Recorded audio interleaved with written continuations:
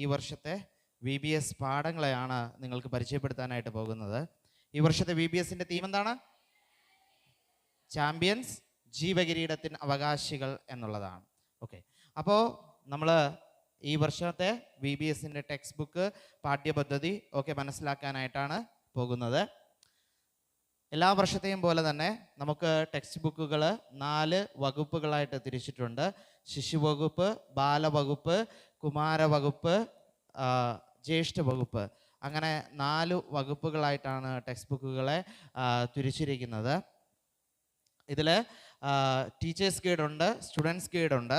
അതിൽ students guide നമ്മൾ സാധാരണ ചെയ്യുന്നത് പോലെ തന്നെയാണ്, സാധാരണ നമ്മൾ മനസ്സിലാക്കുന്നത് പോലെ തന്നെയാണ് സ്റ്റുഡൻസ് ഗൈഡ് ക്രമപ്പെടുത്തിയിരിക്കുന്നത്. പക്ഷെ വ്യത്യസ്തത വരുത്തിയിരിക്കുന്നത് ടീച്ചേഴ്സ് ഗൈഡിലാണ്. നിങ്ങൾക്ക് ഞാൻ പരിചയപ്പെടുത്താൻ പോകുന്നത് ഈ വർഷത്തെ ടീച്ചേഴ്സ് ഗൈഡിൻ്റെ പ്രത്യേകതകളാണ് ഞങ്ങൾ പരിചയപ്പെടുത്താനായിട്ട് പോകുന്നത്. ടീച്ചേഴ്സ് ഗൈഡിന് ഞങ്ങളൊരു പ്രത്യേക പാഠ്യപദ്ധതിയാണ് ഇത്തവണ ഉപയോഗിച്ചിരിക്കുന്നത്. കേരളത്തിൽ ആദ്യമായി ആ ഒരു മാറ്റം ഞങ്ങൾ കൊണ്ടുവന്നിരിക്കുകയാണ്. ആ പാഠ്യപദ്ധതിയുടെ പേര് എന്ന് പറയുന്നത് ജീസസ് മോഡൽ ഓഫ് ടീച്ചിങ് എന്നുള്ളതാണ്. യേശു കർത്താവ് പഠിപ്പിച്ച രീതിയിൽ, യേശു കർത്താവ് എങ്ങനെയാണോ ജനങ്ങൾക്ക് പറഞ്ഞു കൊടുത്തത് അതേ രീതിയിലാണ് ഇവിടെ VBSന്റെ പാഠ്യപദ്ധതി തയ്യാറാക്കിയിരിക്കുന്നത്. യേശു കർത്താവ് പഠിപ്പിച്ച പാഠ്യ രീതിയുടെ പ്രത്യേകത എന്താണെന്ന് പറയാമോ? ഒന്ന്, ഉപമകളിലൂടെ പഠിപ്പിച്ചു എന്നുള്ളതാണ്. ഉപമകൾ എന്താണ്? യേശു കർത്താവിൻ്റെ ചുറ്റും അവിടുത്തെ ആളുകൾക്ക് മനസ്സിലാകുന്ന രീതിയിലുള്ള ചെറിയ കഥകളും ഉദാഹരണങ്ങളുമൊക്കെ കാണിച്ചു കൊടുത്തുകൊണ്ട് യേശു പഠിപ്പിച്ചു എന്നുള്ളതാണ്. രണ്ടാമതായിട്ട് ടീച്ചിങ് ബൈ എക്സാമ്പിൾസ് ആണ്. യേശു കർത്താവ് ഉദാഹരണങ്ങൾ കാണിച്ചു കൊടുത്തുകൊണ്ട് വലിയ ദൈവിക രഹസ്യങ്ങളെ പഠിപ്പിച്ചു. മൂന്നാമതായിട്ട് ചോദ്യങ്ങളിലൂടെ പഠിപ്പിച്ചു എന്നുള്ളതാണ്. ഒരുപാട് ചോദ്യങ്ങൾ അവരെ ചോദിച്ചുകൊണ്ട്, ചിന്തിപ്പിച്ചുകൊണ്ട്, അവരെ കൊണ്ട് മറുപടി പറയിപ്പിച്ചുകൊണ്ട് യേശു കർത്താവ് പഠിപ്പിച്ചു എന്ന് മനസ്സിലാക്കാനായിട്ട് സാധിക്കും. നാലാമതായിട്ട് അടയാളങ്ങളിലൂടെ പഠിപ്പിച്ചു എന്നുള്ളതാണ്. യേശു കർത്താവ് ഈ ഭൂമിയിൽ ചെയ്ത കാര്യങ്ങളുടെ എല്ലാം പുറകിൽ വലിയൊരു ദൈവീക രഹസ്യം ഉണ്ടായിരുന്നു. യോഹന്നാൻ സുവിശേഷത്തിൽ യേശു കർത്താവ് ചെയ്ത അത്ഭുത പ്രവൃത്തികളെ അടയാളങ്ങൾ എന്നാണ് പറയുന്നത്. അപ്പോൾ ചില അടയാളങ്ങളിലൂടെ യേശു കർത്താവ് മറ്റുള്ളവരെ പഠിപ്പിച്ചു. അഞ്ചാമതായിട്ട് വ്യത്യസ്തമായ സാഹചര്യങ്ങളിൽ യേശു പഠിപ്പിച്ചു എന്നുള്ളതാണ്. പള്ളിയിൽ മാത്രമാണോ പഠിപ്പിച്ചത്? തെരുവിൽ മാത്രമാണോ പഠിപ്പിച്ചത്? വീട്ടിൽ മാത്രമാണോ പഠിപ്പിച്ചത്? ഏതൊക്കെ സാഹചര്യങ്ങളിലും വ്യത്യസ്ത രീതികളിലും യേശു കർത്താവ് പഠിപ്പിച്ചു എന്നുള്ളതാണ്. അങ്ങനെ ഈ യേശു കർത്താവ് പഠിപ്പിച്ച രീതികളെ കൊണ്ടുവന്നുകൊണ്ട് ആണ് നമ്മൾ ഈ പാഠപുസ്തകം തയ്യാറാക്കിയിരിക്കുന്നത്. നിങ്ങളെല്ലാവരും VBSന്റെ ലീഡേഴ്സാണ് അല്ലേ? നിങ്ങളുടെ സഭയിൽ, മറ്റു സഭയിൽ ഒക്കെ VBS നടത്തുവാനായിട്ട് കടന്നു പോകാനുള്ളവരാണ്. അപ്പോൾ നിങ്ങളിവിടെ ഈ ട്രെയിനിങ്ങിലായിരിക്കുമ്പോൾ നിങ്ങൾ ചെയ്യേണ്ടത് ഈ പഠിപ്പിക്കുന്ന കാര്യങ്ങൾ അല്ലെങ്കിൽ ഈ പറയുന്ന കാര്യങ്ങൾ ഇങ്ങനെയാണ് ടീച്ചേഴ്സ് ഗൈഡ് ക്രമീകരിച്ചിരിക്കുന്നത് എന്ന് നിങ്ങൾ പള്ളിയിൽ പോയിട്ട് നിങ്ങളുടെ ടീച്ചർമാർക്ക് എന്ത് ചെയ്യണം? പറഞ്ഞു കൊടുക്കണം. അവരുടെ എങ്ങനെയാണ് ടീച്ചേഴ്സ് ഗൈഡ് അവർ ഉപയോഗിക്കേണ്ടത് എന്ന് ഒരു ധാരണ അവർക്ക് കൊടുക്കണം. അങ്ങനെ കൊടുത്താൽ മാത്രമേ എന്ത് ചെയ്യാൻ പറ്റൂ? ഇത് കൃത്യമായിട്ട് ടീച്ചേഴ്സിന് മനസ്സിലാകുകയുള്ളൂ. അപ്പോൾ അത് നിങ്ങൾ പ്രത്യേകിച്ച് ശ്രമിക്കണം. നമ്മൾ ഇവിടെ കാണുന്നത് ടീച്ചേഴ്സ് ഗൈഡിൻ്റെ ഒരു മോഡലാണ്. ഈ ടീച്ചേഴ്സ് ഗൈഡ് നോക്കുമ്പോൾ നമുക്കറിയാം, പാഠം ഒരു ഹെഡിങ് ഉണ്ട്, പാഠത്തിൻ്റെ നമ്പറുണ്ട്, തൊട്ട് താഴെ പിന്നെ ഒരു ഹെഡിങ് ഉണ്ട്, 2 ഹെഡിങ്ങുകളുണ്ട്. അതിൻ്റെ താഴെ റെഫറൻസ് കൊടുത്തിട്ടുണ്ട്. പിന്നെ ഇടത് സൈഡിൽ ലക്ഷ്യം എന്ന് പറഞ്ഞ ഒരു ഭാഗം കൊടുത്തിട്ടുണ്ട്. അവിടെ ഈ VBS പഠിക്കുന്നതിലൂടെ കുട്ടികൾ എന്താണ് മനസ്സിലാക്കേണ്ടത്, എന്താണ് അവർ തിരിച്ചറിയേണ്ടത് എന്നുള്ളതാണ് ലക്ഷ്യം എന്ന് പറയുന്ന ഭാഗത്ത് കൊടുത്തിരിക്കുന്നത്. അതിനുശേഷം കയ്യിൽ കരുതേണ്ടവ എന്ന് പറയുന്ന ഒരു ഭാഗമുണ്ട്. ഈ കയ്യിൽ കരുതേണ്ടവ എന്ന് പറയുന്നത് ടീച്ചർ ഈ ക്ലാസ് എടുക്കാനായിട്ട് കടന്നു വരുമ്പോൾ എന്തൊക്കെ കാര്യങ്ങളാണോ കയ്യിൽ കരുതിയിരിക്കേണ്ടത് അവയാണ്. അപ്പോൾ VBSന്റെ പാഠപുസ്തകം എത്ര ദിവസം മുമ്പ് തുറന്നു നോക്കണം? ടീച്ചേഴ്സ് എപ്പോൾ തുറന്നു നോക്കണം? നേരത്തെ തുറന്നു നോക്കണം, 5 മിനിറ്റ് മുമ്പ്. പിന്നെ തലേ ദിവസം തുറന്നു നോക്കിയിട്ടും കാര്യമില്ല. ചിലപ്പോൾ ചില സാധനങ്ങളൊക്കെ കടയിൽ നിന്ന് വാങ്ങിക്കേണ്ടിയൊക്കെ വരും. അപ്പോൾ അതുകൊണ്ട് നിങ്ങൾ 2 ദിവസം മുമ്പെങ്കിലും എന്ത് ചെയ്യണം? ടീച്ചേഴ്സ് ഈ പാഠങ്ങളൊക്കെ മനസ്സിലാക്കണം, നോക്കണം, എന്തൊക്കെ വേണമെന്ന് നോക്കണം, അതിൻ്റെ വേണ്ട ക്രമീകരണങ്ങളൊക്കെ ചെയ്യണം. കുട്ടികളുടെ പാഠപുസ്തകം തുറന്നു വെച്ച് വായിക്കുന്ന പരിപാടി പൂർണ്ണമായും അവസാനിപ്പിക്കണം. കുട്ടികൾ പഠിച്ചുകൊണ്ടിരിക്കുമ്പോൾ, ക്ലാസ്സിലിരിക്കുമ്പോൾ പാഠപുസ്തകം എപ്പോൾ തുറക്കണമെന്ന് ടീച്ചേഴ്സ് ഗൈഡിൽ പ്രത്യേക ഭാഗത്ത് പറഞ്ഞിട്ടുണ്ട്. ആ സമയത്ത് അതിനകത്ത് എഴുതിയിരിക്കുന്ന കാര്യം ചെയ്യാൻ മാത്രമേ കുട്ടികളെ പാഠപുസ്തകം തുറക്കാനായിട്ട് നിങ്ങൾ അനുവദിക്കാവൂ. ബാക്കി ടീച്ചേഴ്സ് അതിന് പ്രകാരം വേണ്ട ക്രമീകരണങ്ങൾ ചെയ്യേണ്ടതാണ്. ഈ പാഠപുസ്തകം നോക്കുമ്പോൾ നിങ്ങൾക്കറിയാം, ഇവിടെ ഇറ്റാലിക്സിൽ കുറച്ച് ഭാഗങ്ങൾ ഇങ്ങനെ വലതുവശത്തേക്ക് നീക്കിയിട്ടിട്ടുണ്ട്. ബാക്കി കാണുന്ന ഭാഗങ്ങൾ കുട്ടികളുടെ പുസ്തകത്തിലും ടീച്ചേഴ്സ് ഗൈഡിലും ഒരേപോലെ ആയിരിക്കും. പക്ഷെ കുട്ടികളുടെ പുസ്തകത്തിൽ ഇല്ലാത്ത ടീച്ചേഴ്സ് ഗൈഡിൽ മാത്രമുള്ള കാര്യങ്ങളാണ് ഇവിടെ ഇങ്ങനെ ബോൾഡ് ഇറ്റാലിക്സിൽ നമുക്ക് കാണാനായിട്ട് കഴിയുക. അങ്ങനെ ഉൾപ്പെടുത്തിയിരിക്കുന്ന ഭാഗങ്ങളെല്ലാം തന്നെ ആക്ടിവിറ്റികളാണ്. അതിൽ കളികളുണ്ട്, ചർച്ചകളുണ്ട്, അവർ ചെയ്യേണ്ട ചില പ്രവർത്തനങ്ങളുണ്ട്. ഇങ്ങനെയുള്ള കാര്യങ്ങൾ ആ പാഠത്തിൻ്റെ തീം, അർത്ഥം ഒക്കെ കുട്ടികളിൽ കൂടുതൽ മനസ്സിലാക്കിക്കാൻ വേണ്ടിയിട്ടുള്ള ചില കാര്യങ്ങളാണ് ഈ ഉൾപ്പെടുത്തിയിരിക്കുന്നത്. യേശു കർത്താവ് ജനങ്ങളെ പഠിപ്പിച്ചതുപോലെ ഇങ്ങനെ നമ്മൾ ഭാഗങ്ങൾ ഉൾപ്പെടുത്തിയിട്ടുണ്ട്. അതാണ് നമ്മളിവിടെ ബോൾഡ് ഇറ്റാലിക്സിൽ കാണുന്നത്. അങ്ങനെ അവസാനത്തിലേക്ക് വരുമ്പോൾ ഹൃദയത്തിൽ സൂക്ഷിക്കാൻ എന്ന് പറഞ്ഞ ഒരു ഭാഗമുണ്ട്. ആ പാഠത്തിലൂടെ കുട്ടികൾ എന്താണോ മനസ്സിലാക്കേണ്ടത് അതാണ് ആ ബോക്സിൽ എഴുതിയിരിക്കുന്നത്. അത് ഇംഗ്ലീഷിലാണ് എഴുതിയിരിക്കുന്നത്. നിങ്ങൾ മലയാളത്തിൽ അതിൻ്റെ അർത്ഥം കൂടി എന്ത് ചെയ്യണം?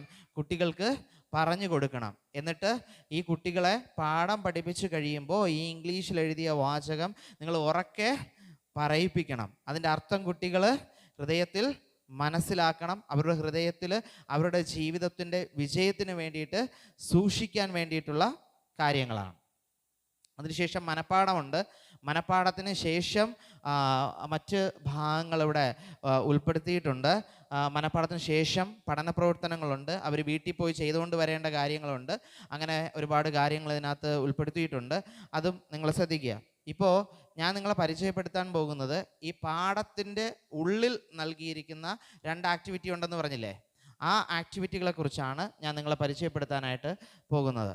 നമ്മളെ ഒന്നാമത്തെ പാഠം എന്ന് പറയുന്നത് എന്താണ്? കോച്ച് എന്നുള്ളതാണ്.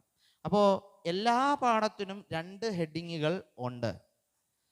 നേരത്തെ തീം പ്രസൻറ്റ് ചെയ്തപ്പോൾ പറഞ്ഞു, ഈ വർഷത്തെ VBSൻ്റെ പ്രത്യേകത, ഈ വർഷത്തെ VBS കുട്ടികളെ ജീവിത വിജയമുള്ളവരായി തീർക്കണം എന്ന് ഉദ്ദേശത്തോടു കൂടിയാണ് തയ്യാറാക്കിയിരിക്കുന്നത്. ഇന്ന് നമ്മൾ മീഡിയയിലും മറ്റുമൊക്കെ വരുന്ന വാർത്തകൾ അവർ പൂർണ്ണമായും നശിച്ചിരിക്കുന്നു എന്നും, അല്ലെങ്കിൽ പലവിധമായ മയക്കുമരുന്നോ അല്ലെങ്കിൽ ലഹരി വസ്തുക്കൾക്കോ മറ്റ് കുറ്റകൃത്യങ്ങളിലൊക്കെ എത്തിച്ചേരുന്നു എന്നാണ് മനസ്സിലാക്കാൻ സാധിക്കുന്നത്. അപ്പോൾ അതിൽ നിന്നൊക്കെ വ്യത്യസ്തമായിട്ട് ജീവിതത്തിൽ എങ്ങനെ വിജയം നേടാം എന്ന് പഠിപ്പിക്കുകയാണ് ഈ VBS ചെയ്യുന്നത്. അതിനായിട്ട് ഒരു രീതി തിരഞ്ഞെടുത്തിരിക്കുന്നത്, ഈ VBSൻ്റെ ഓരോ പാഠങ്ങളെയും ഒരു ഗെയിമുമായി ബന്ധപ്പെടുത്തിയാണ് അവതരിപ്പിച്ചിരിക്കുന്നത്. ഒരു ഗെയിമിൽ ഒരു വ്യക്തി മത്സരിക്കുമ്പോൾ എന്തൊക്കെ കാര്യങ്ങൾ ശ്രദ്ധിക്കുമോ, എന്തൊക്കെ കാര്യങ്ങളിലൂടെ കടന്നു പോകുമോ, ആ കാര്യങ്ങളെപ്പോലെ അത് ഒരു ഉദാഹരണമാക്കി വച്ചുകൊണ്ട് ജീവിതത്തെ അവതരിപ്പിച്ചിരിക്കുകയാണ്. പലപ്പോഴും നമ്മൾ വേദപുസ്തകത്തിൽ തന്നെ ഒരുപാടെടുത്ത് ജീവിതത്തെ ഗെയിമായി കാണുന്നത് നമുക്ക് കാണാൻ കഴിയും, അല്ലേ? പൗലോസ് പറഞ്ഞത് ഓട്ടമത്സരമായിട്ടാണ്, അല്ലേ? ജീവിതം ഒരു ഓട്ടമത്സരമായിട്ടല്ലേ പൗലോസ് ചിത്രീകരിച്ചത്. അതുപോലെ നമ്മളിവിടെ ചിത്രീകരിക്കുന്നത് ജീവിതത്തെ ഒരു ഗ്രൂപ്പ് ഗെയിം എന്നോണമാണ് ചിത്രീകരിക്കുന്നത്. അതുകൊണ്ട് തന്നെ ഒരു ഗെയിം തുടങ്ങുമ്പോൾ അതിന് ഒന്നാമത് വേണ്ട വ്യക്തി ആരാണ്? കോച്ചാണ്. നമ്മുടെ ഒന്നാമത്തെ പാഠം കോച്ചാണ്. എല്ലാ പാഠത്തിൻ്റെയും ആദ്യത്തെ ഉദാഹരണം എന്ന് പറയുന്നത് ഇങ്ങനത്തെ ഗെയിമുമായി ബന്ധപ്പെട്ട ഒരു കാര്യമായിരിക്കും. അതാണ് നമ്മൾ കാണുന്ന ഒന്നാമത്തെ ഹെഡിങ്. അവിടെ നിന്നാണ് നമ്മൾ പാഠത്തിലേക്ക് കിടക്കുന്നത്. പിന്നെ നമ്മുടെ ബൈബിളിലെ കഥയിലേക്ക് കിടക്കുന്നു, അതിൻ്റെ ഗുണപാഠങ്ങളിലേക്ക് കിടക്കുന്നു. അങ്ങനെയാണ് പാഠങ്ങൾ ക്രമീകരിച്ചിരിക്കുന്നത്. അപ്പോൾ ആ ഒന്നാം പാഠത്തിൽ നമ്മൾ എന്താണോ മനസ്സിലാക്കുന്നത്, തിരിച്ചറിയുന്നതാണ് രണ്ടാമത് നൽകിയിരിക്കുന്ന ഹെഡിങ്. ദൈവം നമ്മുടെ പരിശീലകൻ. ഓക്കെ, കോച്ചും പരിശീലകനും ഒന്നാണോ? കോച്ചും പരിശീലകനും ഒന്നാണോ? ഒന്നാണ്. ഒന്നാണോ? എന്നാലല്ല. കോച്ച് എന്ന് പറയുന്നത് പരിശീലകൻ അല്ല. കോച്ചിൻ്റെ പ്രത്യേകത എന്ന് കോച്ചിന് തുല്യമായ മലയാള പദം ഇതുവരെ ഇല്ല. അതുകൊണ്ടാണ് പരിശീലകൻ എന്നെഴുതിയത്. കോച്ച് എന്ന് പറഞ്ഞാൽ ഒരു കളിക്കാരൻ്റെ മൊത്ത കാര്യങ്ങളിലും ഇടപെടുന്ന, അല്ലെങ്കിൽ ഒരു ടീമിൻ്റെ മൊത്ത കാര്യങ്ങളിലും ഇടപെടുന്ന ഒരു വ്യക്തിയാണ്. ടീമിനെ തിരഞ്ഞെടുക്കുന്നത്, പരിശീലിപ്പിക്കുന്നത്, അവരുടെ മറ്റു കാര്യങ്ങൾ ക്രമീകരിക്കുന്നത് എല്ലാം കോച്ചായിരിക്കും. പരിശീലകൻ എന്ന് പറഞ്ഞാൽ ഒരു പ്രത്യേക കാര്യം പരിശീലിപ്പിക്കുന്ന ആളാണ്. ഉദാഹരണത്തിന് ഇപ്പോൾ ഇന്ത്യൻ ടീമിന് നോക്കിക്കഴിഞ്ഞാൽ ഒരു കോച്ച് കാണും. ആ കോച്ചിൻ്റെ കീഴിൽ ഫീൽഡിങ് പഠിപ്പിക്കാൻ വേറെ പരിശീലകൻ ഉണ്ടാകാനുള്ള സാധ്യതയുണ്ട്, അല്ലെങ്കിൽ ബോളിംഗ് പഠിപ്പിക്കാൻ വേറൊരു പരിശീലകൻ ഉണ്ടാകാനുള്ള സാധ്യതയുണ്ട്. പക്ഷെ കോച്ച് എത്ര എണ്ണേ കാണൂ? ഒന്നേ കാണുള്ളൂ. അതാണ് വ്യത്യാസം. അപ്പോൾ ഈ ഒന്നാം പാഠത്തിൽ ദൈവം നമ്മുടെ പരിശീലകൻ എന്നുള്ളതാണ് നമ്മൾ പഠിക്കുന്നത്, അല്ലെങ്കിൽ ദൈവം നമ്മുടെ കോച്ച് എന്നുള്ളതാണ് പഠിക്കുന്നത്. അതിനു വേണ്ടിയിട്ട് ക്രമീകരിച്ചിരിക്കുന്ന ഒരു ഒന്നാമത്തെ ആക്ടിവിറ്റിയാണ് നമ്മൾ ഇവിടെ കാണുന്നത്. ഈ ഒന്നാമത്തെ ആക്ടിവിറ്റി കുട്ടികളെ കൊണ്ട് ചെയ്യിപ്പിക്കാൻ വേണ്ടിയുള്ളതാണ്. അതിലിവിടെ ഒരു ചിത്രം കാണുന്നില്ലേ? ഈ ചിത്രത്തിൽ കുട്ടികളോട് പറയണം, നിങ്ങൾ ഇതിനെ വരച്ച് പൂർത്തീകരിക്കാൻ പറയണം. വരച്ച് പൂർത്തീകരിക്കാൻ പറയുമ്പോൾ 2 കണ്ടീഷനുകളുണ്ട്. ഒന്ന്, ഒരു പോയിന്റിൽ നിന്ന് തുടങ്ങിക്കഴിഞ്ഞാൽ പേന എടുക്കാതെ വേണം ഇത് വരച്ച് പൂർത്തീകരിക്കാൻ. 2, വരച്ച വരയുടെ മുകളിൽ കൂടി വീണ്ടും വരയ്ക്കാനും പാടില്ല. ഒന്ന് ശ്രമിച്ചു നോക്കാമോ? 45 സെക്കൻഡ് സമയം. ഒന്ന് ശ്രമിച്ചു നോക്കാമോ? വേഗം നിങ്ങളുടെ കയ്യിൽ നൽകിയിരിക്കുന്ന പേപ്പറിൽ പേന കൊണ്ട് ഇതൊന്ന് വരച്ച് നോക്കാമോ? 2 കണ്ടീഷനുകളാണ്. ഒന്ന്, തുടങ്ങിക്കഴിഞ്ഞാൽ പിന്നെ പേന എടുക്കാനായിട്ട് പാടില്ല. ഒരിക്കൽ വരച്ച വരയുടെ മുകളിൽ കൂടി വീണ്ടും വരയ്ക്കാനും പാടില്ല. വരച്ച് കഴിഞ്ഞ ആരെങ്കിലും ഉണ്ടെങ്കിൽ കൈപൊക്കാം. ഒരാള്, 2 പേര്, 3. 17 സെക്കൻഡ് സമയം. വരച്ച് കഴിഞ്ഞവർക്ക് ഫ്രണ്ടിലേക്ക് വരാം. വരച്ച് കഴിഞ്ഞവർക്ക് ഫ്രണ്ടിലേക്ക് വരാം. വരച്ച് പൂർത്തിയാക്കിയവർക്ക് ഫ്രണ്ടിലേക്ക് വരാം. 5 സെക്കൻഡ് സമയം. ഒരാളേ ഉള്ളൂ. വരച്ച് പൂർത്തീകരിച്ചവർക്ക് ഫ്രണ്ടിലേക്ക് വരാം. സമയം കഴിഞ്ഞു. വേഗം വേഗം വേഗം. അപ്പോൾ 6 പേര് ഇത് വരച്ച് പൂർത്തീകരിച്ചിട്ടുണ്ട്. ഒരാൾക്ക് അത് വരച്ച് കാണിച്ചു കൊടുക്കാമോ? ആരെങ്കിലും ഒരാൾ ആ ചിത്രത്തിലൊന്ന് വരച്ച് കാണിച്ചു കൊടുക്കാമോ? ഓക്കെ, കൈയടിക്കാം. ചിലർ വരച്ച് പൂർത്തീകരിക്കും, ചിലർ വരയ്ക്കില്ല. അപ്പോൾ വരച്ച് ആരെങ്കിലും പൂർത്തീകരിച്ചാൽ നിങ്ങൾ അവരെ ഇതുപോലെ നിർത്തിയിട്ട് കുട്ടികളോട് പറയണം, ഇവർ പറഞ്ഞു തരുമെന്ന് പറയണം. ഇവർ പറഞ്ഞു തരുമ്പോൾ പെട്ടെന്ന് എന്ത് ചെയ്യാൻ പറ്റും?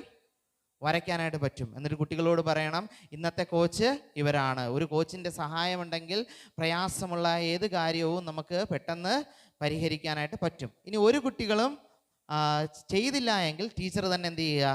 വരച്ച് കാണിച്ചു കൊടുക്കുക. ഞാനാണ് കോച്ച് എന്ന് കുട്ടിയോട് പറയുക. ഓക്കെ, പോയിരിക്കാം. ഒരു കൈയ്യടി കൊടുക്കാം. ഇത് ടീച്ചേഴ്സ് ഗൈഡിൽ ഇതെങ്ങനെയാണ് വരയ്ക്കേണ്ടത് എന്നുള്ളതിൻ്റെ കൃത്യമായ പിക്ചർ അവിടെ കൊടുത്തിട്ടുണ്ട്. അത് വരയ്ക്കാം. ഇതിൻ്റെ രണ്ടാമത്തെ ആക്ടിവിറ്റി എന്ന് പറയുന്നത് കളറിങ്ങിനുള്ള ഒരു ആക്ടിവിറ്റിയാണ്. ഇതിലും പറഞ്ഞിട്ടുണ്ട്, ഇത് ഒറ്റ സ്റ്റെപ്പായിട്ട് കളർ ചെയ്യാനുള്ളതല്ല, പാഠം പോകുന്നതിനനുസരിച്ച് ഓരോ ഭാഗങ്ങളായി കളർ ചെയ്യാനുള്ളതാണ്. അത് ടീച്ചേഴ്സ് ഗൈഡിൽ മെൻഷൻ ചെയ്തിട്ടുണ്ട്. കുഞ്ഞു കുട്ടികൾക്ക് നേരത്തെ പറഞ്ഞ ആക്ടിവിറ്റി കുറച്ച് പ്രയാസമായിരിക്കും, ശിശുവകുപ്പിലെ കുട്ടികൾക്ക്. അതുകൊണ്ട് ഇങ്ങനെ ഒരു ആക്ടിവിറ്റിയാണ് ഉൾപ്പെടുത്തിയിരിക്കുന്നത്. ഗോഡ് ഈസ് മൈ കോച്ച് എന്നുള്ളത് നിറം കൊടുക്കാൻ വേണ്ടിയിട്ടുള്ള ഒരു ആക്ടിവിറ്റിയാണ്. ഓക്കെ, അങ്ങനെ ഹൃദയത്തിൽ സൂക്ഷിക്കാൻ എന്ന ഭാഗം, ദൈവം ആണ് കോച്ച് എന്ന് മനസ്സിലാക്കിക്കൊണ്ട് ഒന്നാമത്തെ പാഠം അവസാനിക്കും. ഓക്കെ, അടുത്ത രണ്ടാമത്തെ പാഠം എന്നാണ്. രണ്ടാമത്തെ പാഠത്തിൻ്റെ പേരെന്താണ്? ടീം. ഇവിടെ ദൈവത്താൽ തിരഞ്ഞെടുക്കപ്പെട്ടവരെന്നാണ് പാഠത്തിൻ്റെ പേര്.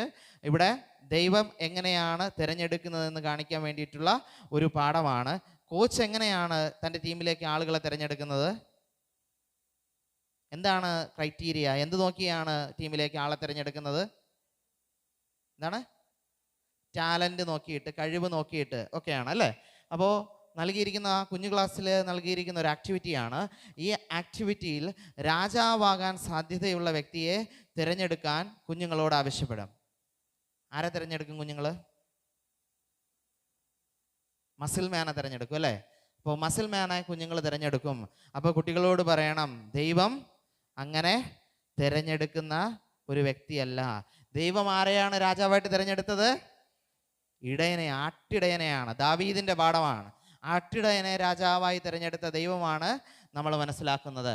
ഇത് ബാലവകുപ്പിനുള്ള മറ്റൊരു ആക്ടിവിറ്റിയാണ്. ഇതേ ആശയമാണ്.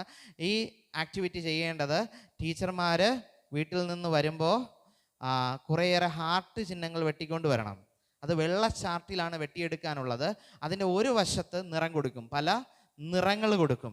നിറങ്ങൾ കൊടുത്തിട്ട് ഇത് കുട്ടികളുടെ മുൻപിൽ കൊണ്ടുവന്ന് ഇങ്ങനെ നിരത്തി വയ്ക്കും. എന്നിട്ട് കുട്ടികളോട് ഇതിൽ നിന്ന് ഒന്ന് തിരഞ്ഞെടുക്കാനായിട്ട് പറയും. അപ്പോൾ കുട്ടികൾ എങ്ങനെ തിരഞ്ഞെടുക്കും? എന്ത് നോക്കി തിരഞ്ഞെടുക്കും? അവർക്ക് ഇഷ്ടപ്പെട്ട നിറം നോക്കി തിരഞ്ഞെടുക്കും. അവർ തിരഞ്ഞെടുത്തു കഴിയുമ്പോൾ കുട്ടികളോട് ചോദിക്കണം, നിങ്ങൾ എന്തുകൊണ്ടാണ് ഇങ്ങനെ തിരഞ്ഞെടുത്തതെന്ന് ചോദിക്കണം. അപ്പോൾ കുട്ടികൾ എന്ത് പറയും?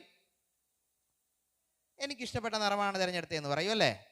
അങ്ങനെ പറയുമ്പോൾ കുട്ടികളോട് അത് ഉയർത്തി കാണിക്കാൻ പറയണം. എന്നിട്ട് എല്ലാ കുട്ടികളോടും മറുവശം തിരിഞ്ഞു നോക്കാൻ പറയണം. മറുവശത്ത് ഏത് കളറാണ്? വെള്ള കളറാണ്. എല്ലാവരുടെ കയ്യിലും ഒരേ വെള്ള കളറാണ്. അപ്പോൾ കുട്ടികളോട് പറയണം, ദൈവം എങ്ങനെയാണ് തിരഞ്ഞെടുക്കുന്നത്? എല്ലാവരെയും ഒരുപോലെ തിരഞ്ഞെടുക്കുന്ന ദൈവമാണ് അല്ലേ? ദൈവത്തിന് എന്തെങ്കിലും വ്യത്യാസതകളുണ്ടോ? ദൈവത്തെ ആൾ നോക്കിയാണോ തിരഞ്ഞെടുക്കുന്നത്? ആരെ മോളാണെന്ന് നോക്കിയിട്ടാണോ തിരഞ്ഞെടുക്കുന്നത്? ഒന്നും നോക്കൂലല്ലേ? എല്ലാവരെയും ഒരുപോലെ തിരഞ്ഞെടുക്കുന്ന ദൈവമാണ് എന്ന് കുട്ടികളോട് പറയണം. ഇതിൽ ഉള്ള മറ്റൊരു ആക്ടിവിറ്റിയാണ് ഈ ഡേവിഡ്സ് ക്യൂബ്. ക്യൂബ് അറിയാമല്ലോ? ക്യൂബ് ഉണ്ടാക്കാൻ വേണ്ടിയിട്ടുള്ളതാണ്. ഇത് നിങ്ങളുടെ പാഠപുസ്തകത്തിൻ്റെ കൂട്ടത്ത് ഈ മെറ്റീരിയൽ ഉണ്ട്, ഈ പേപ്പറിൽ പ്രിൻ്റ് ഉണ്ട്. അത് നിങ്ങൾ കാർഡ്ബോർഡിൽ വെട്ടി ഒട്ടിച്ച് ക്യൂബാക്കി മാറ്റണം. പിന്നെ പ്രത്യേകിച്ച് ശ്രദ്ധിക്കാനുള്ളൊരു കാര്യം, ഒരേ ആക്ടിവിറ്റി തന്നെ ചിലപ്പോൾ ജ്യേഷ്ഠ വകുപ്പ് മുതൽ ശിശു വകുപ്പ് വരെ ഉണ്ടായിരിക്കും. ഒരേ കാര്യം തന്നെ ഉണ്ടായിരിക്കും. പക്ഷെ 4 വകുപ്പിനും അത് ടീച്ചർമാർ നടപ്പിലാക്കേണ്ട രീതികൾ വ്യത്യസ്തമായിരിക്കും. ഹെഡിങ് കണ്ട ഉടനെ അപ്പുറത്തെ ബാലവകുപ്പിലെ ടീച്ചറും ശിശു വകുപ്പിലെ ടീച്ചറും ഒന്നാണ് ചെയ്യേണ്ടതെന്ന് നിങ്ങൾ വിചാരിക്കരുത്. അവരവരുടെ ടീച്ചേഴ്സ് ഗൈഡ് തന്നെ വായിച്ചു നോക്കണം. ഈ ഒരു ആക്ടിവിറ്റി ചെയ്യുമ്പോൾ ജ്യേഷ്ഠ വകുപ്പിലെയും കുമാര വകുപ്പിലെയും കുട്ടികൾക്ക് ടീച്ചർ ഇത് കൊടുക്കും. ടീച്ചർ അവിടെ ഇരുന്ന് കുട്ടികൾ ഇതിനെ വെട്ടി ഒട്ടിച്ച് എന്ത് ചെയ്യും? തയ്യാറാക്കി വീട്ടിൽ കൊണ്ടുപോയി നിറം കൊടുക്കും. അങ്ങനെയാണ് ജ്യേഷ്ഠ വകുപ്പിലും കുമാര വകുപ്പിലും. ബാലവകുപ്പിലേക്ക് വരുമ്പോൾ കുട്ടികൾ അവിടെ ഇരുന്ന് തന്നെ ടീച്ചറിൻ്റെ സഹായത്തോടു കൂടെ ഇത് തയ്യാറാക്കും. എന്നിട്ട് പാഠം പഠിപ്പിച്ച് തീർന്നതിന് ശേഷം ക്ലാസ്സിൽ വച്ച് തന്നെ അവരെന്ത് ചെയ്യും? നിറം കൊടുക്കും. ശിശു വകുപ്പിലേക്ക് വരുമ്പോൾ എന്ത് ചെയ്യും? ടീച്ചേഴ്സ് വീട്ടിൽ നിന്ന് ഇത് ഉണ്ടാക്കിക്കൊണ്ട് വന്നിട്ട് ഇത് കാണിച്ച് പാഠം പഠിപ്പിച്ചിട്ട് കുട്ടികൾക്ക് നിറം കൊടുക്കാൻ മാത്രം കൊടുക്കും. ഓക്കെ, ഇത് വലിയ ക്ലാസ്സിലെ ഒരു ആക്ടിവിറ്റിയാണ്. ഇതൊരു ചർച്ചയാണ്. ബോഡി ഷെയ്മിങ്ങിനെ കുറിച്ച് മനസ്സിലാക്കുന്നത്, അതിൻ്റെ തീവ്രത മനസ്സിലാക്കുന്നതിന് വേണ്ടി അത് കുട്ടികൾ നിർത്തലാക്കാൻ വേണ്ടിയിട്ടുള്ള ഒരു ചർച്ചയാണിത്. എന്താണ് ബോഡി ഷെയ്മിങ് എന്നറിയാമോ? മറ്റുള്ളവരെ ശരീരപ്രകൃതത്തെ നോക്കി കളിയാക്കുന്നതാണ് അല്ലേ? ഭൂമി ഉണ്ടായ കാലം തൊട്ട് നമ്മൾ വിളിച്ചു വരുന്ന ചില ഇരട്ടപ്പേരുകളുണ്ട് അല്ലേ? മെലിഞ്ഞിരിക്കുന്ന നമ്മൾ കുടക്കമ്പിയെന്ന് വിളിക്കും, തോട്ടയെന്ന് വിളിക്കൂലേ? ചക്കയെന്ന് വിളിക്കൂലേ? വെള്ളപ്പാറ്റയെന്ന് വിളിക്കും, കാളയെന്ന് വിളിക്കും. ഇവിടെ ഇരിക്കുന്ന പ്രായമായവരോട് ചോദിച്ചാലും സ്കൂളിലെ ഇരട്ടപ്പേരുകൾ അത് തന്നെയാണ്. ഇന്നത്തെ കുഞ്ഞു പിള്ളേരോട് ചോദിച്ചാലും കളിയാക്കുന്ന പേരുകൾ അത് തന്നെയാണ്. പക്ഷേ അത് ദൈവം വെറുക്കുന്ന ഏറ്റവും വലിയ പാവമാണ്. ഈ കളിയാക്കൽ കൊണ്ട് ഒരു മാനസിക വിഷമത അനുഭവിക്കുന്ന ഒരുപാട് കുട്ടികളുണ്ട്. നമ്മുടെ മുമ്പിലിരിക്കുന്ന VBS കുട്ടികൾ ഈ രീതി, അവരുടെ സ്വഭാവ രീതി അവസാനിപ്പിക്കണം. അതിന് സഹായിക്കുന്ന ഒരു ചർച്ചയാണ്. അതിൻ്റെ എല്ലാ ഗൈഡ് ലൈൻസും പോയിൻറ്സും ടീച്ചേഴ്സ് ഗൈഡിനകത്തുണ്ട്. വായിക്കുമ്പോൾ നിങ്ങൾക്കത് മനസ്സിലാക്കാനായിട്ട് സാധിക്കും. അങ്ങനെ ദൈവമാണ് നമ്മളെ തിരഞ്ഞെടുത്തത് എന്ന് മനസ്സിലാക്കിക്കൊണ്ട് രണ്ടാമത്തെ പാഠം അവസാനിക്കും. ഇഷ്ടപ്പെട്ടോ? വലിയ പണിയാണെന്ന് തോന്നുന്നുണ്ടോ? ഇല്ല. ഓക്കെ, മൂന്നാം പാഠം ട്രെയിനിങ് എന്നുള്ളതാണ്. നമ്മെ പരിശീലിപ്പിക്കുന്നത് ആരാണ്?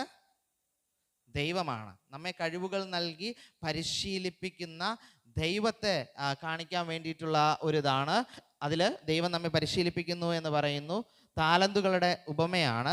ഇതിൻ്റെ ഒന്നാമത്തെ ആക്ടിവിറ്റി എന്ന് പറയുന്നത് നമ്മൾ ഓരോരുത്തരും വ്യത്യസ്തരാണ് എന്ന് കാണിക്കാൻ വേണ്ടിയിട്ടുള്ള ഒരു ആക്ടിവിറ്റിയാണ്. നിങ്ങളുടെ കയ്യിൽ ഇതേപോലൊരു കഷ്ണം പേപ്പർ തന്നിട്ടുണ്ടല്ലേ?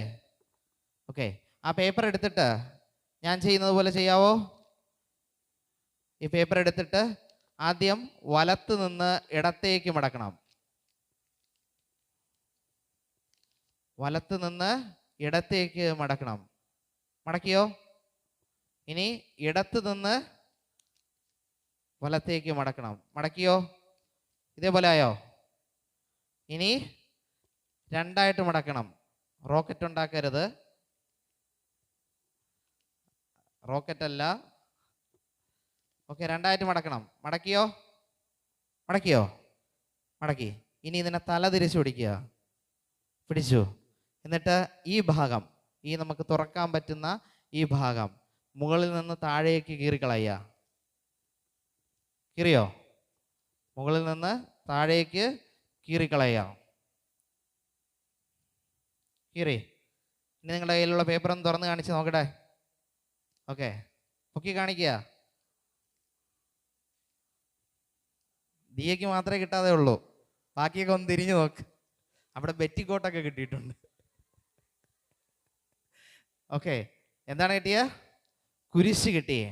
ഓക്കെ, അപ്പോൾ ചില കുട്ടികൾ ചെയ്യുമ്പോൾ അത് തെറ്റിപ്പോകും. അപ്പോൾ അവരോട് പറയുക, വേണ്ടതുപോലെ പരിശീലനത്തിന് ശ്രദ്ധിക്കാത്തത് കൊണ്ടാണ്, അവസരം കിട്ടാത്തത് കൊണ്ടാണ് നിങ്ങളെ തെറ്റിപ്പോയത് എന്നവരോട് പറയുക.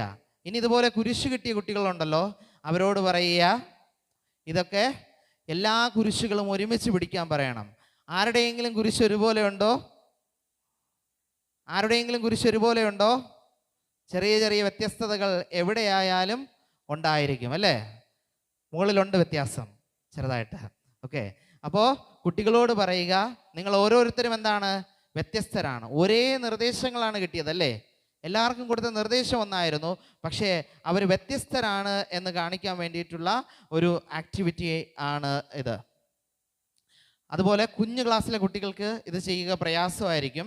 അതുകൊണ്ട് ഉൾപ്പെടുത്തിയിരിക്കുന്ന ആക്ടിവിറ്റിയാണ് ശിശു വകുപ്പിന് വേണ്ടിയിട്ട്. അവർ ഈ പാഠപുസ്തകത്തിൽ നൽകിയിരിക്കുന്ന ഭാഗത്ത് അവരുടെ കൈ വയ്ക്കണം. കൈ വച്ചിട്ട് പെൻസിൽ ഉപയോഗിച്ച് വരച്ചിട്ട് അതിന് നിറം കൊടുക്കാൻ പറയണം. അപ്പോൾ ഓരോ കുട്ടികളും വ്യത്യസ്ത അളവിലായിരിക്കും അവരുടെ കൈപ്പത്തി വരിക, വ്യത്യസ്ത നിറങ്ങളായിരിക്കും കൊടുത്തിരിക്കുന്നത്. ഇതേ ആശയം പറയാൻ വേണ്ടിയിട്ടുള്ളതാണ്. ഈ ആശയങ്ങൾ എല്ലാം തന്നെ നിങ്ങൾ ആരും കയ്യിൽ നിന്നിട്ട് പറയണ്ട, ടീച്ചേഴ്സ് ഗൈഡിനകത്ത് എഴുതി വച്ചിട്ടുണ്ട്. ഓരോ ആക്ടിവിറ്റിക്ക് താഴെയും ആക്ടിവിറ്റിയുടെ ആശയം അല്ലെങ്കിൽ സന്ദേശം എന്നൊരു ഭാഗം ഉണ്ട്.